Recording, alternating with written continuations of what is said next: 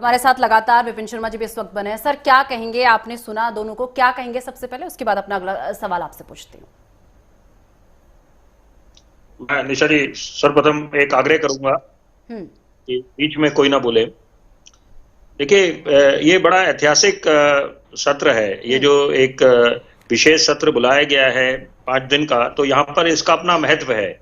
और क्योंकि अमृत महोत्सव देश ने मनाया, उसके बाद अमृत काल, और सबसे बड़ी बात है कि कितने लोगों ने, जितने, अगर हम सांसद की बात करें, कितने लोग थे जिनको एक तरह से नमन करा जा रहा है कि जिन्होंने संसद भवन में बैठकर अपना योगदान दिया है।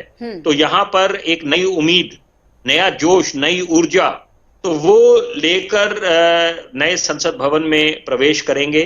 और सबसे बड़ी बात है, देश के सामने काफी चुनौतियां हैं, इस बात को भी आप नजरअंदाज नहीं कर सकते। लेकिन साथ साथ अगर हम प्रधानमंत्री के भाषण की बात करें तो वो बहुत उन्होंने नपीतुली बात करी। उन्होंने सारे पहलुओं को उजागर करा और पुराने जितने प्रधानमंत्री थे उनके योगदान को उसका उल्लेख करा। और यही एक अपेक्षा करी जाती है एक सुलझे हुए नेता से, और खासतौर पे प्रधानमंत्री से, कि उन्होंने पंडित नेहरू का जिक्र करा, लाल बहादुर शास्त्री का जिक्र करा, अटल बिहारी वाजपेयी जी का जिक्र करा। तो ये और उसके साथ साथ सरदार वल्लभ भाई पटेल का योगदान, लाल कृष्ण आडवाणी जी का। तो यही बातें हैं कि जो दर्शाता है कि यहाँ पर अगर आप सारे पहलुओं को उजागर करते हैं, और सबसे बड़ी बात है, बोला क्या गया कि यहाँ पर कि क्या क्या यादें लेकर हम जाएंगे, और एक नई मंजिल है, न्यू डेस्टिनेशन, और नया संसद, नया भारत। और सबसे बड़ी बात है, उम्मीद पे ही दुनिया कायम है, और परिवर्तन ही संसार का नियम है। और जो उपलब्धियां रही हैं, जो चुनौतियां रही हैं सामने, और आगे का रोड मैप क्या है, आगे की महत्वाकांक्षाएं क्या है, तो और साथ में किसी भी, देखिए, सरकार का ये दायित्व बनता है कि सारे पहलुओं को उजागर करे, और वही प्रधानमंत्री ने करा।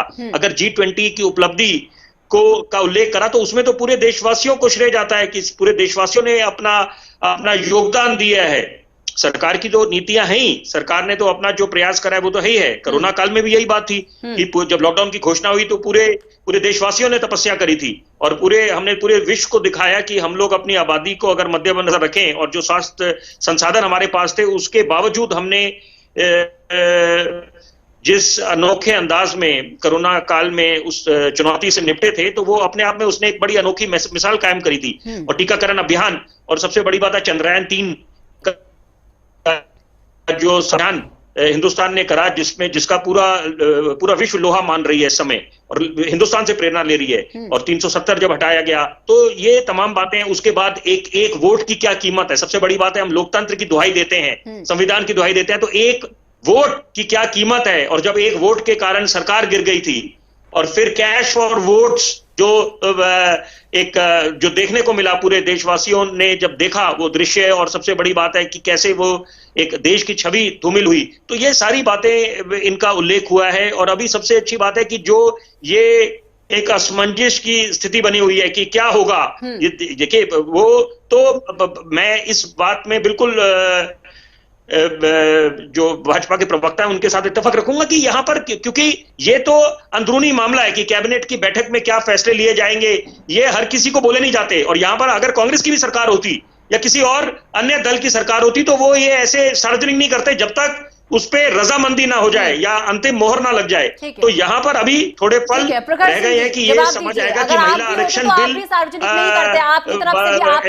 सरकार लेके आ रही है, जिसको मास्टर स्ट्रोक बोला जा रहा है, क्योंकि यहाँ पर विपक्ष अपनी जगह, बात उनकी दुरुस्त है। मैं एक बात जरूर निशा जी बोलना चाहूंगा अब अंत में है, क्योंकि देखिए, विपक्ष अपनी जगह जब ये बात बोलती है कि क्या ध्यान भटकाने की कोशिश है सरकार की। और हमने, जैसे सोनिया गांधी जी ने बोला कि 2 हम मुद्दों पे चाहते थे चर्चा हो, कि मणिपुर हिंसा पे, मणिपुर पे लेकर जो महिलाओं के साथ जो अभद्र जो घटना सामने आई थी, और सबसे बड़ी बात है महिला खिलाड़ियों के साथ जो जब वो धरने पे बैठी रही और सरकार मौन धारण करके बैठी हुई थी, कोई कार्रवाई करने में बहुत विलंब हुआ। तो यहाँ पर ऐसी तमाम बातें हैं। वापस आपके पास आऊंगी। ये अगर विपक्ष ये अगर आरोप लगाती है कि सरकार तानाशाही कर रही है, तो मैं उस बात से इत्तेफाक नहीं रखूंगा। ठीक है शर्मा जी, वापस आपके पास आऊंगी।